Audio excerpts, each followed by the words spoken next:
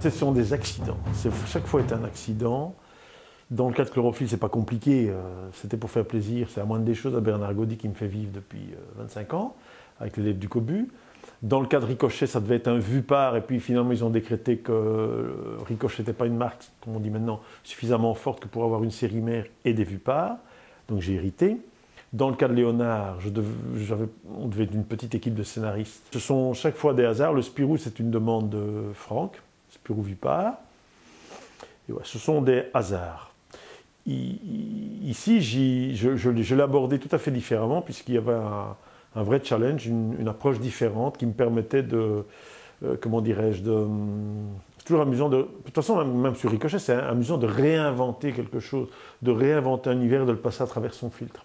J'ai une immense admiration pour les gens qui écrivent les albums et qui dessinent les albums du Marsupilami.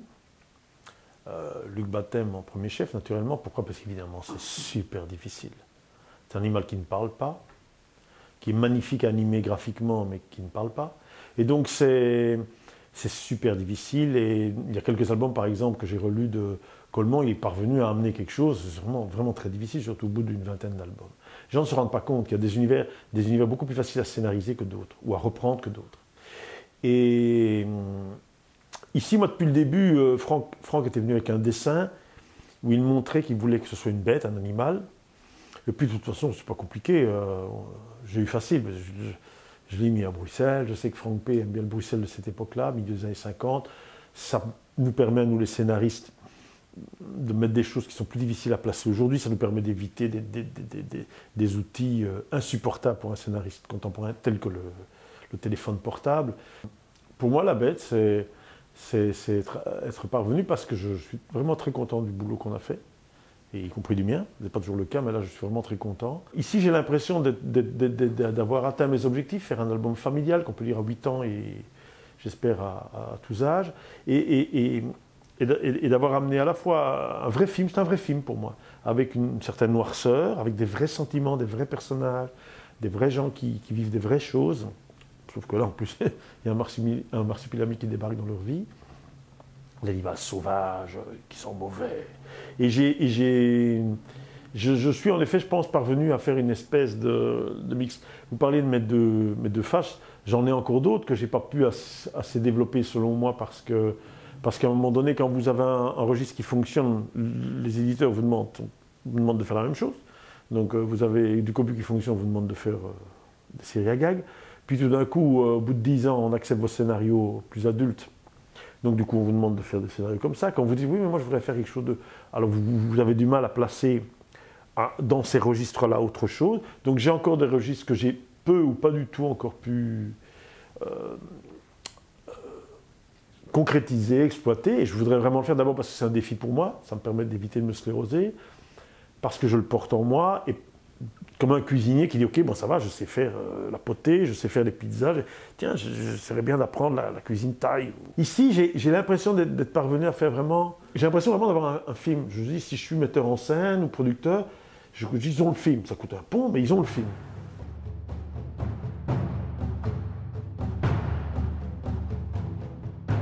Est-ce qu'il y a une discipline Zidrou? Oui. C'est la discipline que j'explique à tous les enfants, tous les jeunes étudiants que je rencontre. Je leur dis, bon, t'aimes dessiner, t'aimes raconter des histoires, t'aimes jouer de la guitare, t'aimes ceci, mais tous les jours. T'aimes jouer au tennis, mais tous les jours. Donc c'est un travail d'artisan, de travail régulier, ça c'est clair. Je travaille que le matin. Je travaille que les matins, des matinées amples, puisque en Espagne, comme vous le savez, on mange plus tard, à midi. Pour faire autre chose, d'abord je ne saurais pas, je suis meilleur le matin. Et ça me permet de manger, de faire ma sieste, de faire du sport, de faire d'autres trucs. Fin d'après-midi, souvent, ou avant de faire un autre type d'activité, il y a un suivi de dossier ou de mail ou des choses dans ce genre-là. Par contre, ça m'arrive souvent de travailler le samedi matin, ça m'arrive aussi de travailler le dimanche matin. Mais voilà, c'est aussi parce qu'il faut entretenir comme un sportif professionnel. Le cycliste, il a fini son Tour de France, il s'octroie peut-être un jour de congé, il est plutôt dans la piscine, sinon Le mardi, il est déjà sur sa bicyclette. C'est un peu comme ça. Il y a quand même un travail, et tous les dessinateurs vous le diront. Donc je ne suis pas un scénariste qui travaille un peu olé olé comme ça quand ça lui prend. Et toute la difficulté, ça n'est pas toujours le cas, mais quand ça l'est, et c'est le cas sur le Marsupilami, c'est génial, c'est de retrouver une fraîcheur. Et non, quand vous vous scénarisez le 26e du Cobu, où vous scénarisez votre, je ne sais pas, quantième page de bande dessinée, retrouver cette fraîcheur, ça c'est un combat que doivent connaître tous les professionnels qui font un métier où il y a une forme de répétition. La pagination, on m'avait laissé une espèce de carte blanche. Moi, j'ai scénarisé en premier temps, je scénarise plutôt classiquement, tout en sachant que Franck m'avait dit qu'il allait éclater tout ça, qu'il allait faire sa mise en scène, une scène d'une page pouvait faire 4 pages dans l'album, une scène d'une page peut faire une page dans l'album, c'est lui qui joue avec le montage. Quant au format, on a pas mal réfléchi et on a cherché, chacun de son côté, ensemble, on a regardé d'autres bouquins, un format qui nous semblait correspondre pour se démarquer d'abord de la série mère, du Marsupilami classique, pour avoir une bonne main, pour que l'album se remarque. Avec Franck, on s'est amusé à donner à certains personnages la tête ou le nom, la tête aussi, de référents, essentiellement de l'école du Puy, de la bande dessinée de notre enfance. J'avais mis un marin qui s'appelait Tilieu, ça me paraissait tout indiqué.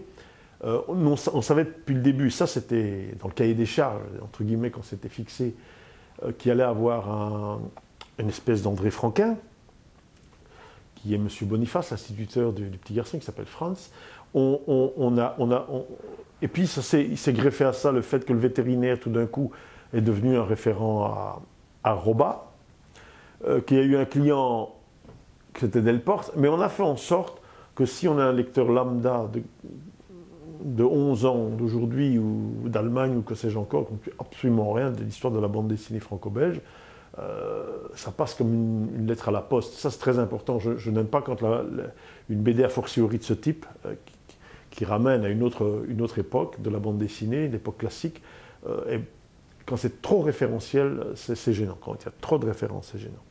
Il se fait que sur le 1, comme j'étais à ce moment-là dans les tas de problèmes qu'on peut avoir dans la vie privée, qui compliquaient ma vie professionnelle, il y avait des moments où je jonglais avec 6 scénarios, donc un peu à la Jean-Michel Charlier. Donc ce que je faisais, c'est d'essayer d'avancer de façon logique et cohérente et d'alimenter progressivement, dans ce cas-ci, Franck P. Et puis sur le 2, là, j'ai pu faire tout de A à Z, et ça c'est beaucoup mieux.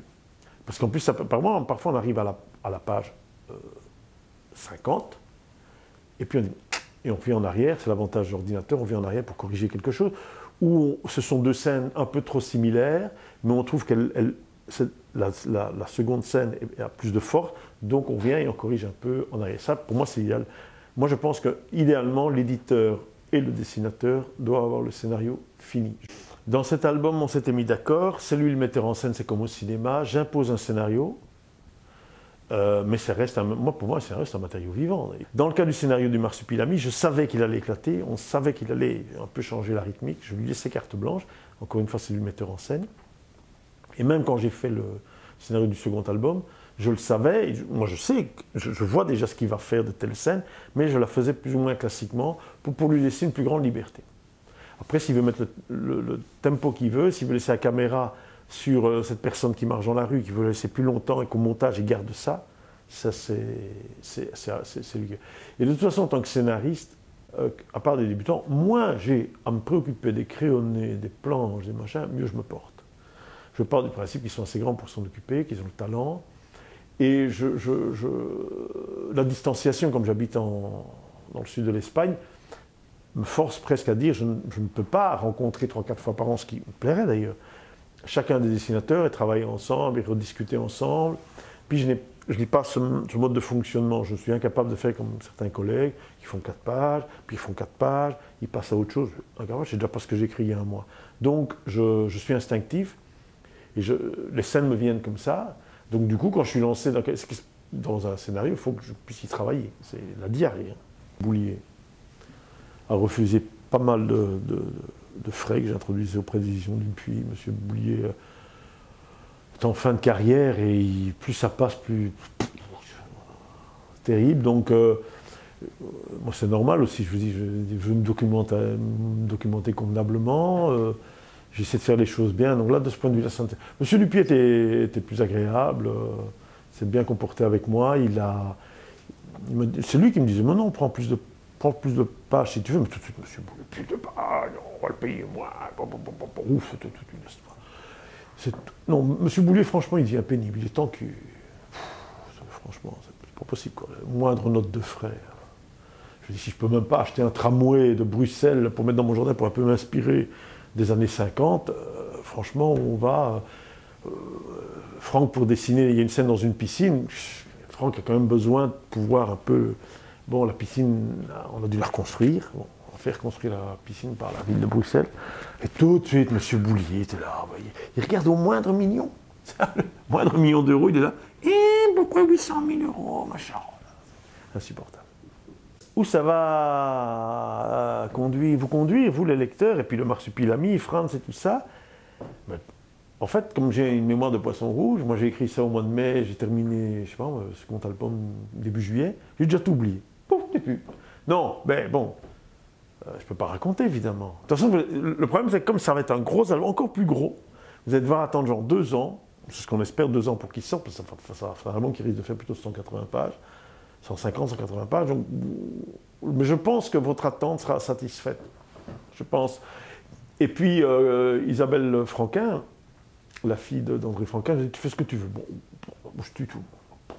Comme ça, on ne me demandera pas un album 3 ni un album 4, je les bazarde. Je tue tout le monde. C'est une bonne solution, non ?